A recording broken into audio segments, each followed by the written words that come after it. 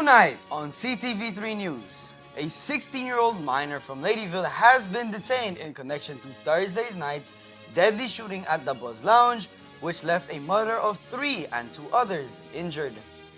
Police condemned AI-enhanced image of a suspect shooting. It warned of investigation at risks. And 2 hours after the deadly attack at the Buzz Lounge, the old Capitol is rocked by another deadly shooting. The victim, a 29-year-old construction worker. And the nation continues to celebrate Nurses Week. These are some of the stories we have for you tonight in our newscast for Friday, May 8th, 2026.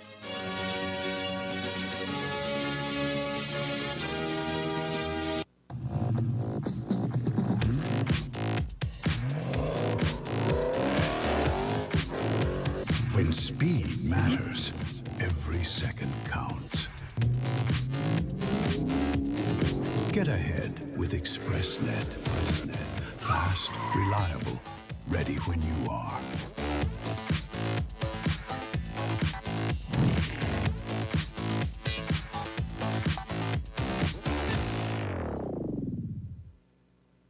From Belize to Mexico, the journey of football's greatest moments will unite nations.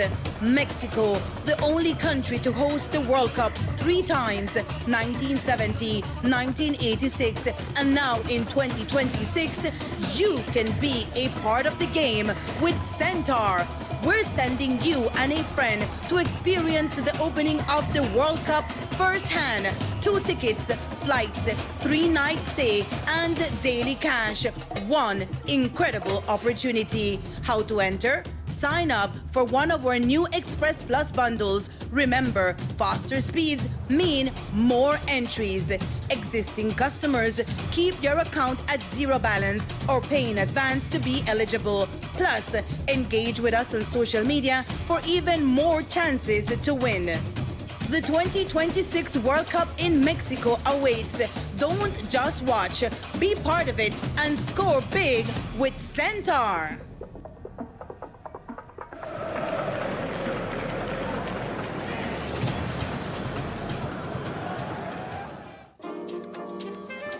From whiskeys and wines to elegantly crafted cocktails.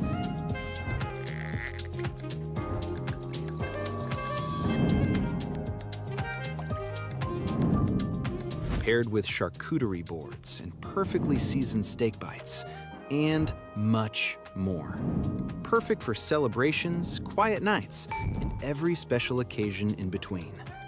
7 Notes Wine and Spirits, where every sip hits the right note.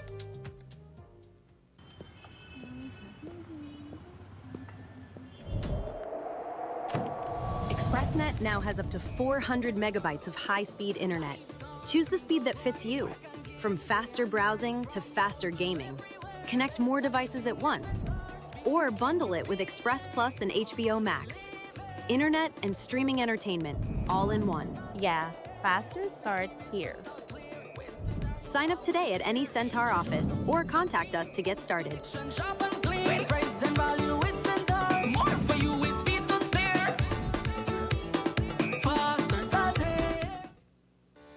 My name is Dr. Rosita Jimenez, and I'm a general laparoscopic surgeon. We have just finished an emergency appendectomy, and we're now moving on to our second operating theater for our laparoscopic gallbladder screening. Basically, this is very easy to diagnose. Simple abdominal ultrasound or a pan-abdominal ultrasound can give us the diagnosis. Laparoscopic gallbladder removal surgeries, 90 to 80% of the time, are done due to gallstones. However, there are other conditions like tumors, malfunctioning of the gallbladder that also are reasons to get a laparoscopic surgery. We also have an amazing CT scan and X-ray unit who work hand in hand with our doctors. Instruments used in laparoscopic surgery are chokers like these. It makes it easy for us to do the surgery through these entry ports.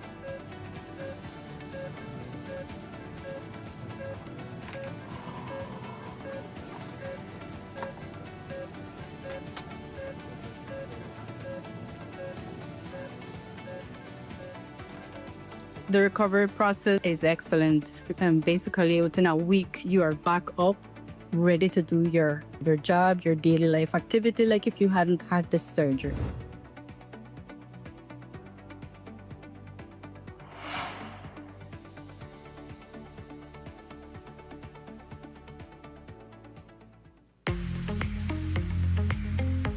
The Orange Walk Town Council is inviting applications from suitably qualified and motivated individuals to fill 5 garbage fee collector positions within our revenue department. Minimum requirements: high school diploma, friendly and people-oriented personality, tech-savvy, must own reliable transportation, preferably a motorcycle, honest and dependable. Interested applicants are asked to submit the following documents: application letter, copy of high school diploma, valid social security card, 2 character references. Applications must be submitted in person to the Orange Walk Town Council office by February 20th, 2026. Join our team and contribute to keeping Orange Walk clean and organized.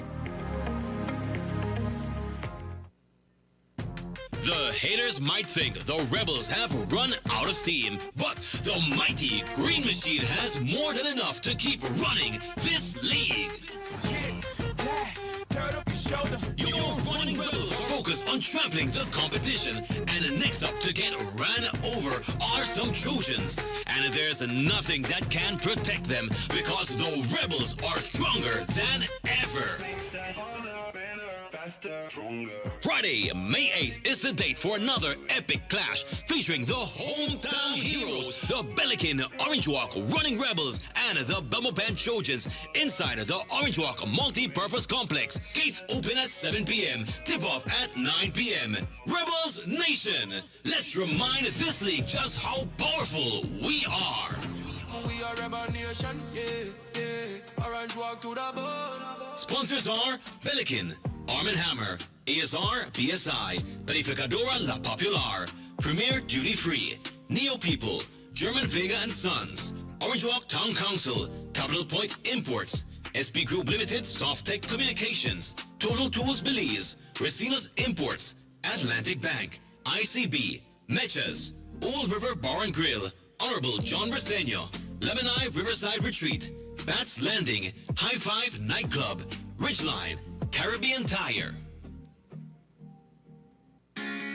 Orange Waqueños and Corozaleños, listen up. Big opportunities are calling and Voice International is hiring. Ready to level up your career? Join us for our job fair on Friday, May 15 to 2026 from 9 a.m. to 2 p.m. at the Amethyst Building across from ITVET Orange Walk Town. Apply online, interview on the spot, walk out hired the same day. No long waiting, no guesswork, just real opportunities and real growth. At Voice International, your effort pays off with monthly bonuses, annual merit reviews, hybrid work options, internet subsidy, and co-paid health and life insurance. Build skills, build confidence, build a future, all in a fun, friendly team environment that recognizes your potential and supports your success. Don't just look for a job, step into a career with Voice International. Voice International, where potential meets opportunity.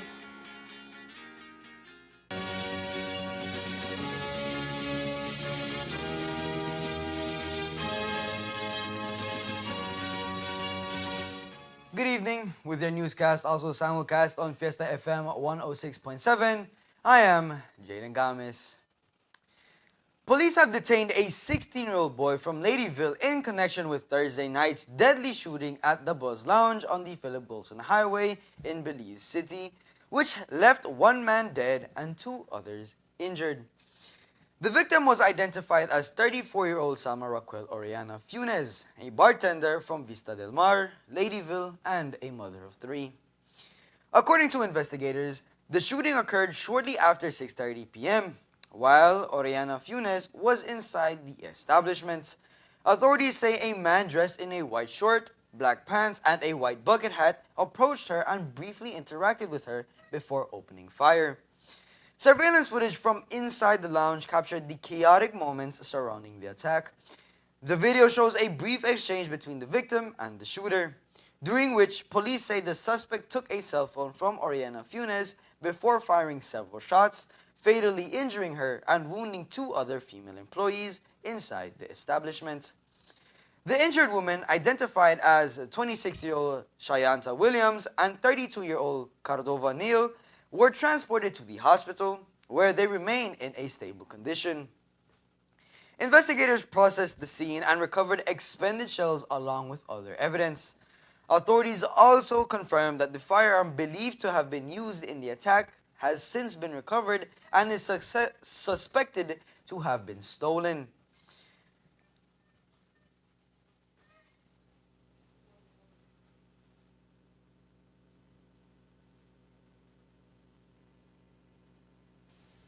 Police have detained a 16-year-old male minor in connection with an ongoing investigation.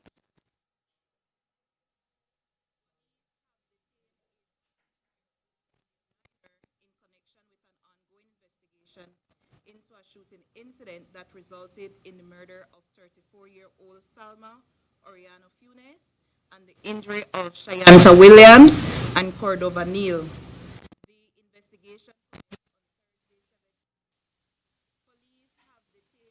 16-year-old male minor in connection with an ongoing investigation into a shooting incident that resulted in the murder of 34-year-old Salma Oriano Funes and the injury of Shayanta Williams and Cordova Neal.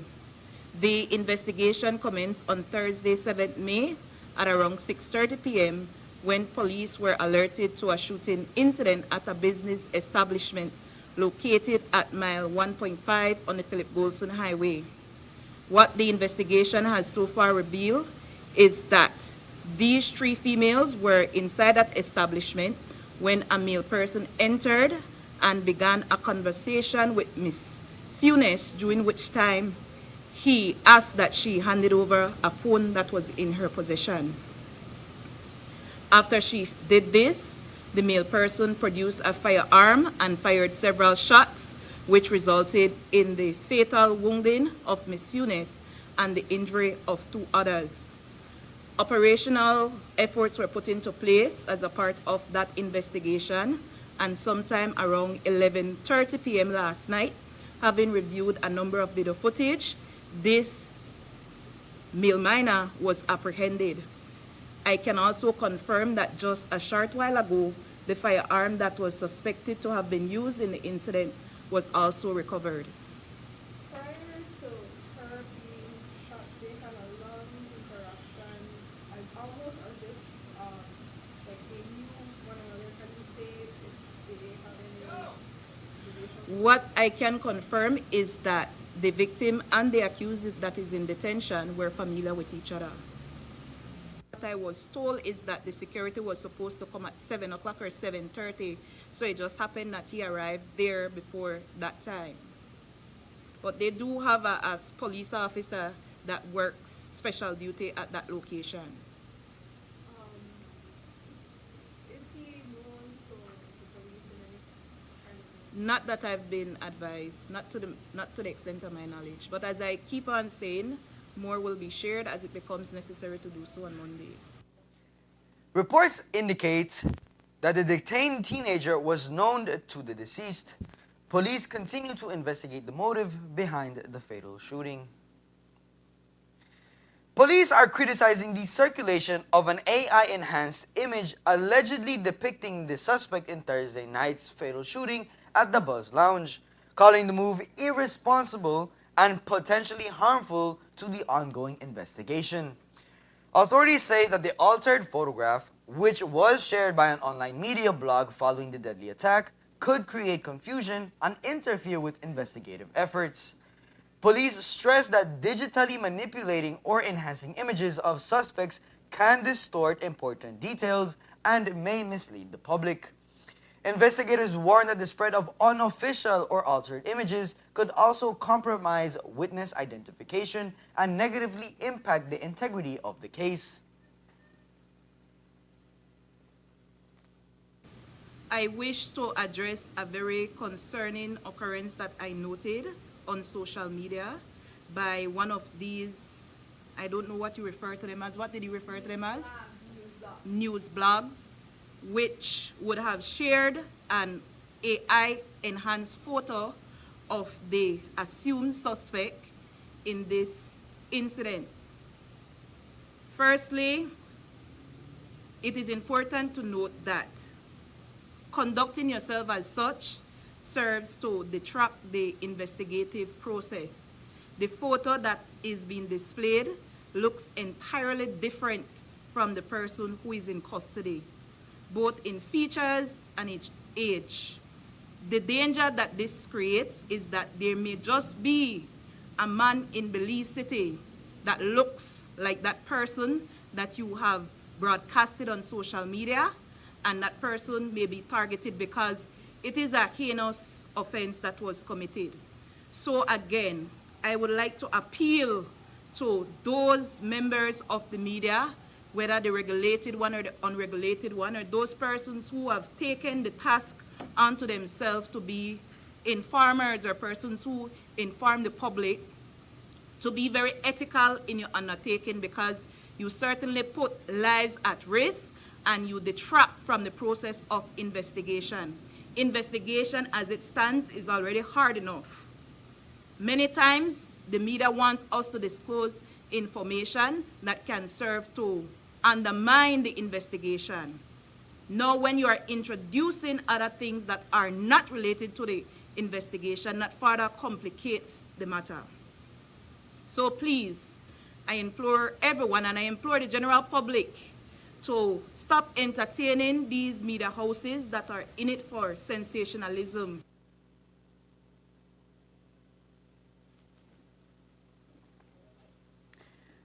Police are urging the public and media outlets to act responsibly when sharing information related to active investigations and to rely on verified details released through the official channels. Now, less than 2 hours after the fatal shooting that claimed the life of Salama Funes, another deadly attack rocked Belize City, leaving 29-year-old construction worker dead. Police say Jamal Samuels was sitting outside a residence at Chet's site along with a group of men when a dark-colored vehicle pulled up in front of the yard. According to investigators, 3 men in dark clothing exited the vehicle and opened fire before quickly fleeing the area. Samuel sustained multiple gunshot injuries and was rushed to the Carl Huchner Memorial Hospital for treatment. Despite the efforts by medical personnel, he later succumbed to his injuries and was pronounced dead shortly after. Following the shooting, investigators processed the scene and recovered several expended shells along with other evidence.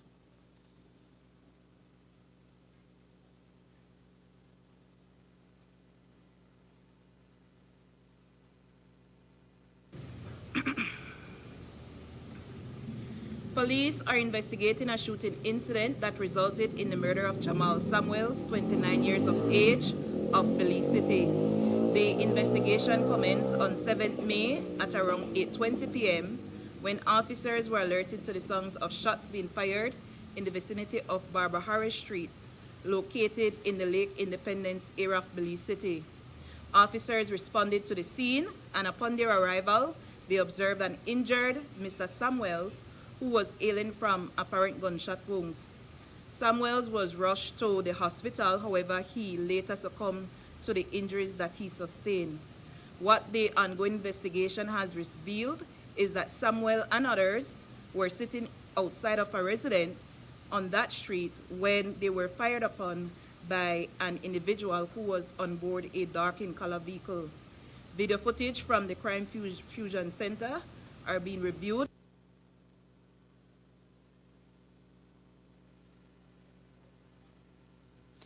The latest killing has heightened tensions in the area, and police say they have increased their presence in an effort to prevent any possible retaliatory violence as investigations continue.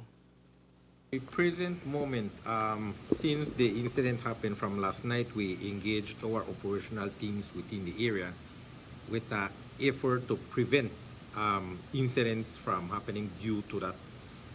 We knew from the beginning when we had the incident of Mr.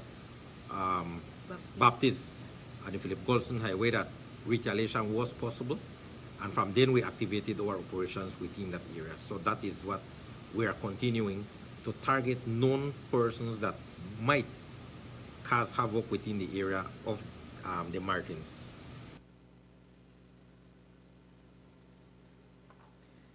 Police here in Orange Walk are investigating the discovery of suspected cocaine and crack cocaine found near a property in Indian Church Village on Wednesday morning.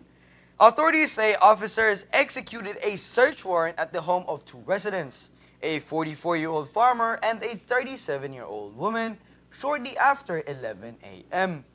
A search of the house and yard reportedly turned up nothing illegal.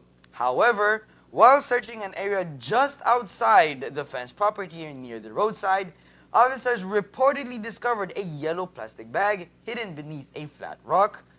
Now, inside were two clear plastic bags containing substances suspected to be cocaine and crack cocaine. Because the items were found in a public area and no one was present nearby at the time, the substances were treated as found property and taken to the Orange Walk Police Station for processing and further investigation. The suspected drugs were later weighed and amounted to approximately 64 grams. Investigations into the discovery are continuing. Coming up next, we take you to Belmopan for the 71st National Nurses Conference. Stay tuned.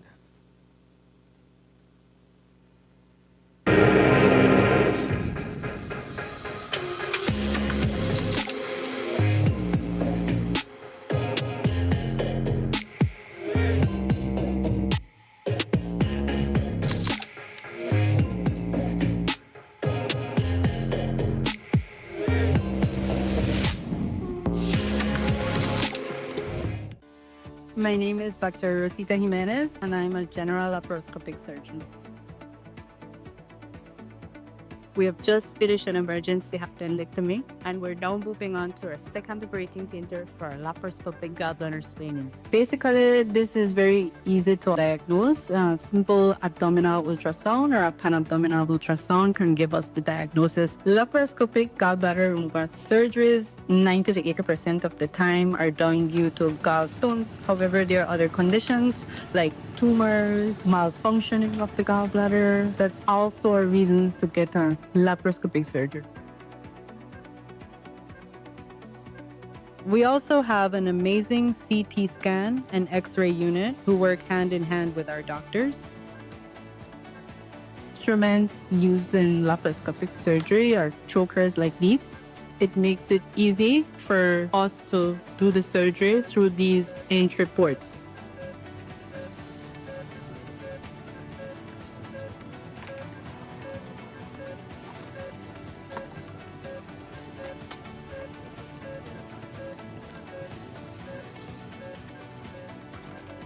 The recovery process is excellent. And basically, within a week, you are back up, ready to do your job, your daily life activity, like if you hadn't had this surgery.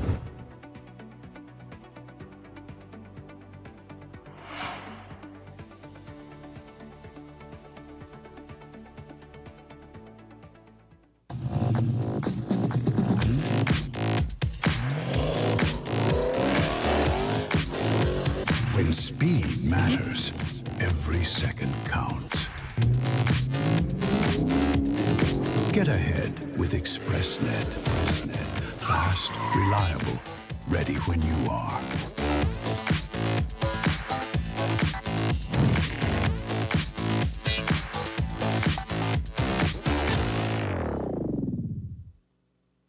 From Belize to Mexico, the journey of football's greatest moments will unite nations.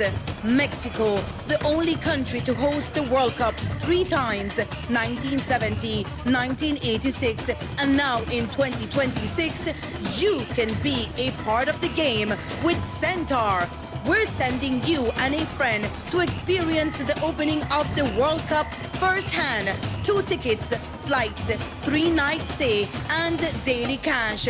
One incredible opportunity. How to enter? Sign up for one of our new Express Plus bundles. Remember, faster speeds mean more entries.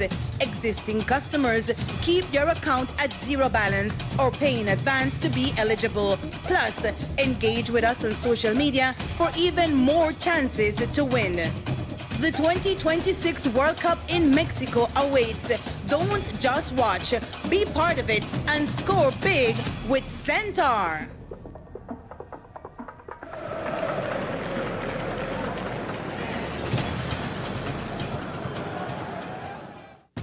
The haters might think the Rebels have run out of steam, but the mighty Green Machine has more than enough to keep running this league. Your running Rebels are focused on trampling the competition, and next up to get ran over are some Trojans. And there's nothing that can protect them because the Rebels are stronger than ever. Friday, May 8th is the date for another epic clash featuring the hometown heroes, the Pelican Orange Walk Running Rebels and the Belmopan Trojans inside the Orange Walk Multi-Purpose Complex. Gates open at 7 p.m. Tip-off at 9 p.m. Rebels Nation, let's remind this league just how powerful we are. We are Rebel Nation, yeah. Orange Walk to the bone. Sponsors are Pelican, Arm & Hammer, ASR, BSI, Panificadora La Popular, Premier Duty Free, Neo People, German Vega and Sons, Orange Walk Town Council, Capital Point Imports, SP Group Limited, Softtech Communications, Total Tools Belize, Racina's Imports, Atlantic Bank, ICB, Mechas, Old River Bar and Grill, Honorable John Briseño, Lebanon Riverside Retreat, Bats Landing, High Five Nightclub, Ridgeline, Caribbean Tire.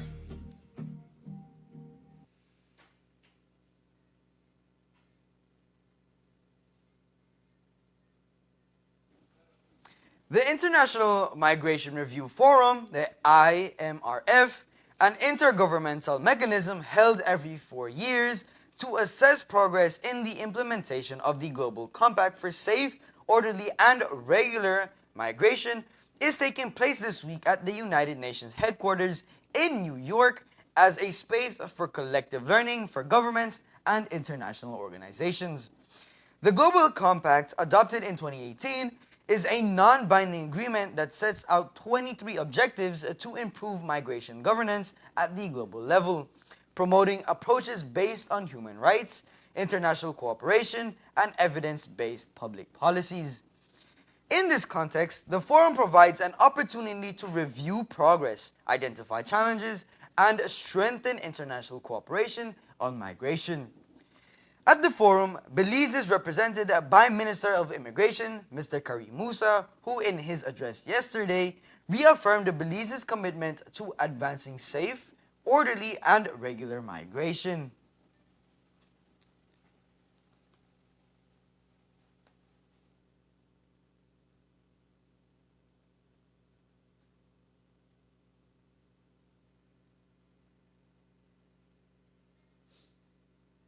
For Belize, migration is deeply connected to our history, our economy, and our people. This is why Belize remains firmly committed to the Global Compact for safe, orderly, and regular migration, and to building migration systems that are humane, secure, and people-centered. A matter of national pride is our amnesty program, which granted permanent residence to more than 12,000 migrants, opening pathways to citizenship, lawful employment, and greater national participation. When people are brought out of the shadows, societies become stronger, safer, and more cohesive. Migration governance must always remain grounded in human dignity, inclusion. The region faces diverse and evolving migration dynamics, making the IMRF a key space to share experiences, identify gaps, and promote inclusive and rights-based policies. In the celebration of Nurses Week, under the inspiring theme, Our Nurses, Our Future, Empowered Nurses Saves Lives, Nurses actively participated in the 71st National Nurses Conference, a significant event dedicated to fostering professional growth, advancing healthcare practices, and inspiring the next generation of nursing leaders. A key focus of this year's conference was the importance of research in nursing, a topic presented by UB's own Dr. Leolyn Castillo. While other topics were also discussed, the main purpose of this week is to keep empowering nurses who are not only compassionate caregivers, but also critical thinkers, researchers, leaders, and advocates for evidence-based practice. What the association, does to empower nurses, not only today, but throughout the years, in the last years, we've been offering continuous nursing education, which is very, very important to empower nurses, as we've been hearing this morning. In order to be empowered, it also goes back to education, life learning. And once we have empowered nurses with up-to-date information, skills, clinical competence, then we can expect healthier society, better quality care in our institutions, and of course a healthier nation at large. And also, as an initiative of the Nurses Association to look at the social economic welfare for nurses, we've been constantly lobbying and negotiating for land from the Ministry of Natural and Resources Department. And up to date, we have been able to successfully acquire 287 lot titles. And tomorrow we have a land clinic specifically designed or designated for nurses, where nurses will be able to attend and sort out any land issues that they may have at this land clinic, which we're very grateful for. And I take this moment to thank the Ministry of Natural Resources for working with us and giving us this opportunity tomorrow. But as these caregivers continue to be empowered with the analytical skills and knowledge necessary to improve patient outcomes throughout the country, there are still some healthcare challenges that need to be addressed. So we're faced with, beginning with the shortages of nurses. We have lost 100 of our nurses over the last 2 years to bigger countries like the US, Canada, Europe. So that has led to some burnout with the remaining staff that remain in country. We have still, like we learned earlier, we are facing extreme shortage of nursing educators. So, and we realize the importance of our nursing educators because, as rightly Dr. Castillo mentioned this morning, without our educators, there will be no nurses. So this is alarming for us as a country, for our profession, and for the health of our nation. So there needs to be some more investment in our nurse educators, in different, and not only nurse educators, we do need different other specialties, our nurse anesthetists, our psychiatric nurse practitioners, our operating room nurses. There is, at the moment, in some great initiatives, though, from the Ministry of Health with nurses specializing in nursing administration, public health nursing, and currently 2 nurses are abroad specializing in nurse anesthesiologists. However, while we appreciate and recognize this, we do know that it takes a lot, finances and so forth. So we continue to implore on our government to invest more in nursing. As of April of 2026, 94 Cuban medical personnel, including 37 doctors, 47 nurses, and 10 technicians/administrators, are currently working in Belize. The government is navigating a decision on renewing this partnership amidst increasing U.S. pressure, as the brigade is crucial for staffing rural clinics and public hospitals, with Cuban medics providing essential care in all districts, particularly in underdeserved rural areas. And as specialist today, the president of the Nurses Association spoke on the effects their exit from Belize would bring along. If it should, in my personal opinion, if it should abruptly, we take away all our Cuban medical personnel today, and we do not have the replacement that is needed, then it will definitely affect the health services that we offer to our communities. Not only from the nursing perspective, from the medical officers too. So a lot of our, especially in the southern part of our country, where we have a majority of our Cuban medical personnel functioning. So yes, I do believe personally that there will be some impact on the healthcare system, and especially to our rural communities in the south. There is more news after the break. Stay tuned. From Belize to Mexico, the journey of football's greatest moments will unite nations. Mexico, the only country to host the World Cup 3 times, 1970, 1986, and now in 2026, you can be a part of the game with Centaur. We're sending you and a friend to experience the opening of the World Cup firsthand. 2 tickets, flights, 3-night stay, and daily cash. One incredible opportunity. How to enter? Sign up for one of our new Express Plus bundles. Remember, faster speeds mean more entries. Existing customers, keep your account at 0 balance or pay in advance to be eligible. Plus, engage with us on social media for even more chances to win. The 2026 World Cup in Mexico awaits. Don't just watch, be part of it and score big with Centaur.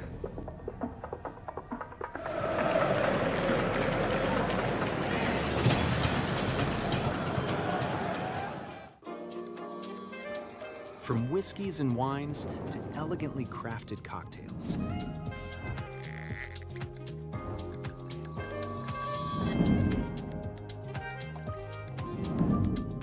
Paired with charcuterie boards and perfectly seasoned steak bites, and much more. Perfect for celebrations, quiet nights, and every special occasion in between. 7 Notes Wine and Spirits, where every sip hits the right note.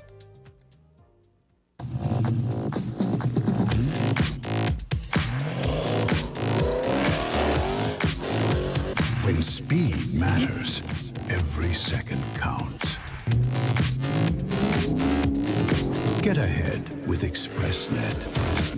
Fast, reliable, ready when you are.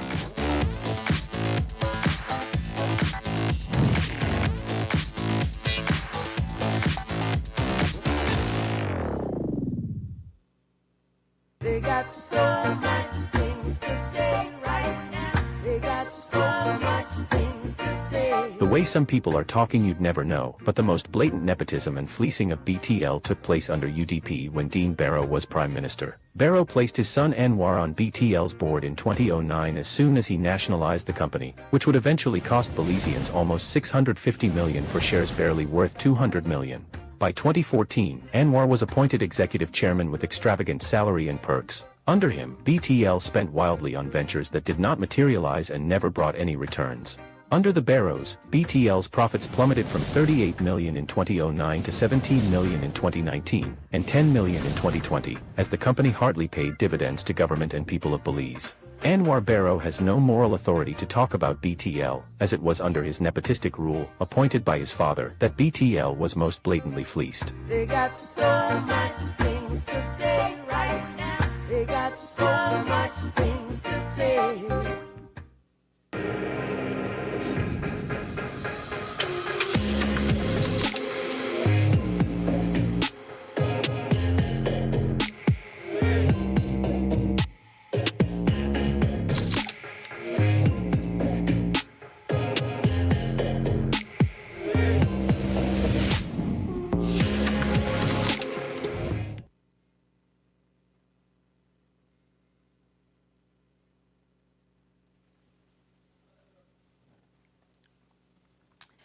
Belize is making significant strides in coral conservation through a groundbreaking scientific initiative. The government of Belize, via the Ministry of Blue Economy and Marine Conservation, the MBEMC, the Belize Fisheries Departments, and the Blue Fund and Finance Permanence Unit, the BBFPU in the Office of the Prime Minister participated in a high-level workshop focused on innovative tools for managing critically endangered coral species in Belize. The workshop was part of the CORPOP project, short for Building the Tools for Scientific Management of Critically Endangered Coral Species in Belize, and was hosted by Fragments of Hope. This collaborative effort brought together an international consortium of experts and institutions, including the Alfred Wegener Institute, Helmholtz Institute for Functional Marine Biodiversity, the University of Miami, Smithsonian's National Zoo and Conservation Biology Institute, Boston University, Tufts University, Species 360, and the Bay Islands Conservation Association. Representatives from 4 countries contributed specialized expertise in coral genetics, population management, reef restoration, statistical and grammatometric modeling, and data science. The event also welcomed participants from the University of Belize, Scripps Institution of Oceanography, and UC San Diego, fostering a regional collaboration and knowledge exchange. Funded by the G20 Initiative Coral Research and Development Accelerator Platform, the CORDAP, the only international organization dedicated to coral research and restoration. This initiative directly supports Belize's national priorities for coral reef conservation. The project is focused on developing a user-friendly science-based population management pipeline designed to inform data-driven decisions, promote genetic diversity, enhance climate resilience, and ensure the long-term survival of coral ecosystems. A key achievement of the CORPOP project is the development of scalable open source management tool tailored for resource-limited coral practitioners. By reducing technical and financial barriers, the tools are intended not only to benefit Belize, but also to serve as a model for regional and global coral reef conservation efforts. The participation of the BEMC highlights the government's commitment to integrating scientific innovation into national marine conservation strategies. Additionally, the involvement of the BBFPU underscores Belize's dedication to aligning scientific advancements with sustainable financing and ocean governance frameworks, ensuring a resilient future for Belize's vital coral reefs. Belize has taken a significant stride in its efforts to enhance climate accountability by conducting an in-country review of its first biennial transparency report, the BTR1, submitted on December 31st of 2024, in accordance with the Paris Agreement's Enhanced Transparency Framework of Article 13. The review process, held from May 4th to May 8th of 2026, brought together key stakeholders, including national sector leaders, the Technical Expert Review Team, TERT, technical specialists, and other relevant parties. The objective was to evaluate Belize's progress in climate reporting and the implementation of its nationally determined contributions, the NDCs. Supported by the Regional Climate Action Hub for Transparency, the TERT, and the technical guidance from Ms. Brittany Megan, Regional Coordinator for the Anglophone Caribbean, Belize's National Climate Change Office continues to build national capacity. The process aims to enhance intersectoral coordination, promote transparency, accountability, and effective climate actions across the country. And that's the news. We invite you to join us for another newscast on Monday, May 11th, here on Ctv3 News and Fiesta FM 106.7. Remember to read a text version of the news. You can visit our website at www.ctv3belizenews.com. You can also log on to our Facebook page for current stories at facebook.com/ctv3belizenews, or you can visit our YouTube channel at CTV3 News BZ. From all of us here at CTV3, have a safe and pleasant weekend. Thank you for watching and listening, and have a splendid night.